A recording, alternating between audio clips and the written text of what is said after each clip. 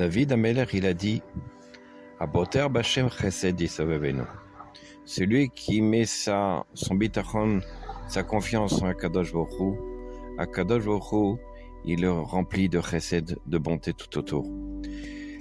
Je vais vous raconter une histoire qui s'est passée de cela il y a déjà plusieurs années avec le chanteur que certains peut-être connaissent, Shlomo Carlebach. Vous savez que Shlomo Carlebach, il avait l'habitude de voyager dans différents pays pour être Mesamer, pour rendre joyeux des Juifs, etc. Lors d'un de ses trajets, il était en avion et il voit une hôtesse qui était là en train apparemment de prier. Elle était là en train de balbutier des mots avec un livre. Et puis à un moment donné, elle se lève et elle va voir le Shlomo Carlebach. Elle dit, vous êtes rabbin? Elle lui dit, c'est pourquoi? Il lui dit, j'ai besoin de vous demander quelque chose. Dit, alors dites-moi.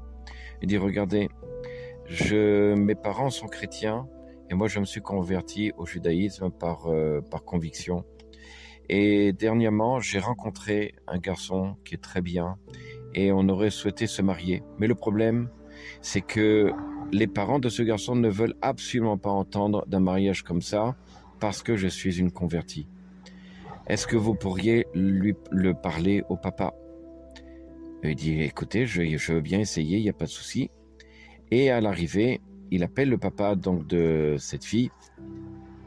Il dit, voilà, je suis Shlomo Carlebach et je parle au nom de votre fille qui apparemment elle souhaiterait se marier. Elle a rencontré un garçon et à ce moment-là, il s'énerve. Il dit, écoutez, qu'est-ce que vous voulez de moi?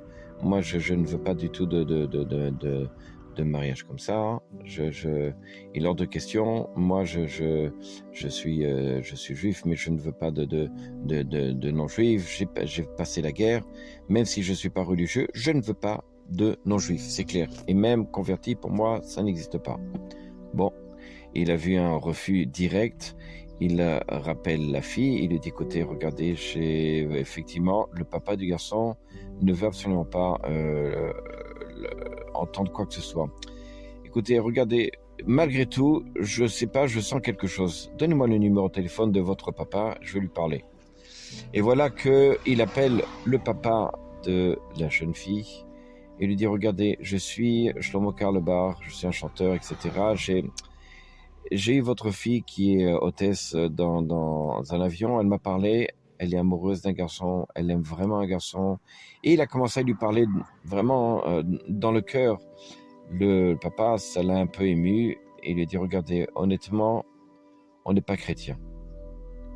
En fait, je suis rescapé de la Shoah et on a décidé de se convertir au christianisme. En fait, notre fille, elle est juive.